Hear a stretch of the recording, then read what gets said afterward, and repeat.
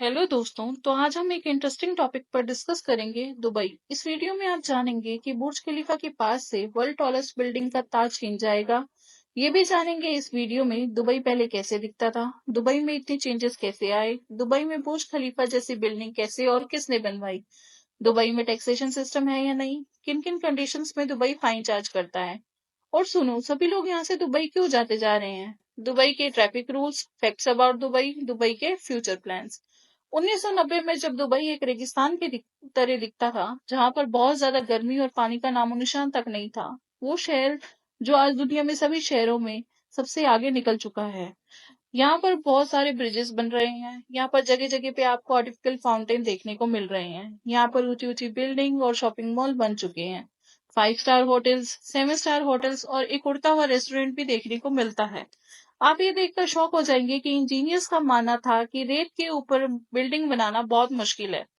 वहां पर दुबई ने एक सबसे ऊंची बिल्डिंग बुर्ज खलीफा बनाकर दुनिया को हैरान कर दिया। हालांकि बुर्ज खलीफा से भी ऊंची बिल्डिंग बननी स्टार्ट हो गई है, जिसका नाम है जेदा टावर, जिसको किंगडम टावर के नाम से भी बुलाते हैं। जेदा एक सिटी जो सऊदी अरब में है और इसकी ऊंचाई 1000 मीटर यानी 3281 फीट है। जेदा एक सेंटर पीस है।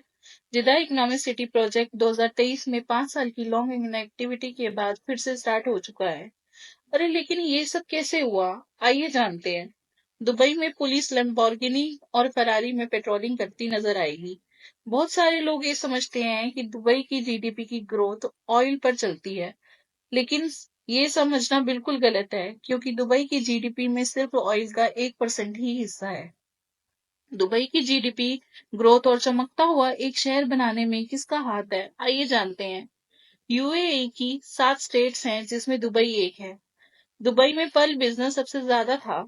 उस टाइम लोग समुद्र में जाकर पर्ल्स ढूंढा करते थे और उन्हें बेचकर अपनी रोजी रोटी चलाते थे।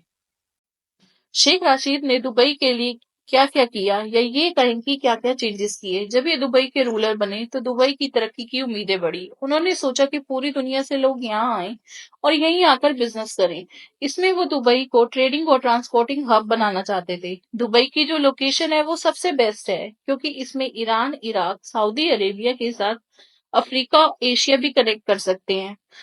उनके स्टेप से वहां शिप्स चलने लगी, बिजनेस ग्रोथ हुई और दुबई को बूस्ट मिला। दुबई में इंफ्रास्ट्रक्चर को अच्छा करने के साथ साथ दुबई एयरपोर्ट को भी बनवाया।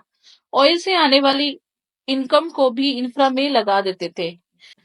1979 में जेबल अली बनवाया, जो कि मिडिल ईस्ट की सबसे बड़ी पोर्ट है। इसके बाद इन्होंने पोर्ट को फ्री जोन बना दिया। जो भी शिप वहां से जाएगी वो टैक्स पे नहीं करेगी, जिसमें port duty, export duty, manufacturing duty शामिल हो सकती है।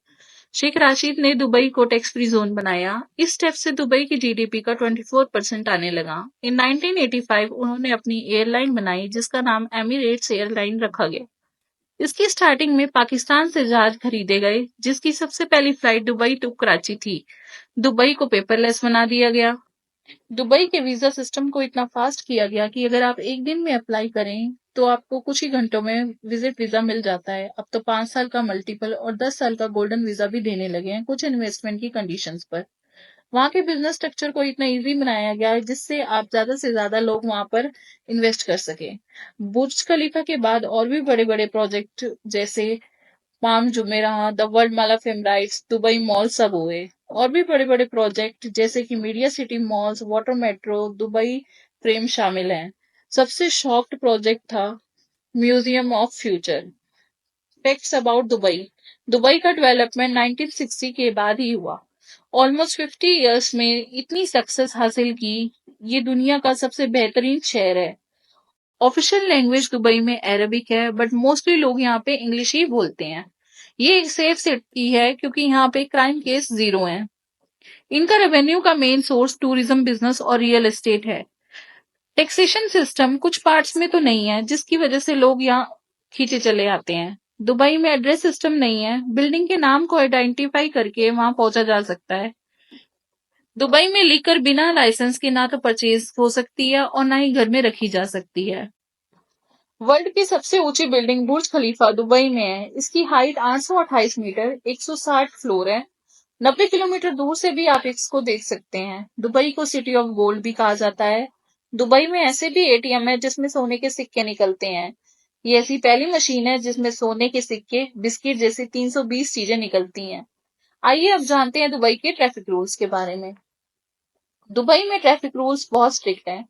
यहाँ पर पुलिस रोड पर नहीं दिखती, जगह जगह पर कैमरास हैं। रूल्स तोड़ने पर फोटो, टाइम और चालान उनके घर तक पहुंच जाते हैं, जिसकी पेमेंट 1 साल तक करनी होती है, नहीं तो एनओसी नहीं मिलती। दुबई में ड्राइविंग करते हुए हॉर्न बजाना मना है। दुबई में पैदल चलने वाले बहुत कम है। यहाँ पर जेब्रा क्रॉसिंग पर एक स्विच होता है जिससे दबाकर ट्रैफिक को रोका जा सकता है। दुबई में गंदी गाड़ी नहीं चलाई जा सकती। दुबई में मैक्सिमम कार्स ही देखने को मिलती हैं। Now conditions on which Dubai charge heavy fine: over speed, driving without valid documents, blocking other vehicles, entering prohibited areas, jumping the red signal. Sheikh Mohammed bin Rashid al Maktoum कौन है ये? He is the man behind all, ruler of Dubai, prime minister of UAE and the visionary leader.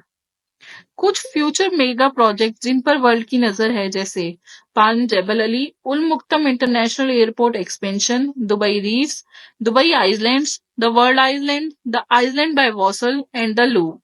जल्दी new और exciting project को जानेंगे new videos में। Stay tuned, like, share और comment on our video. Thanks.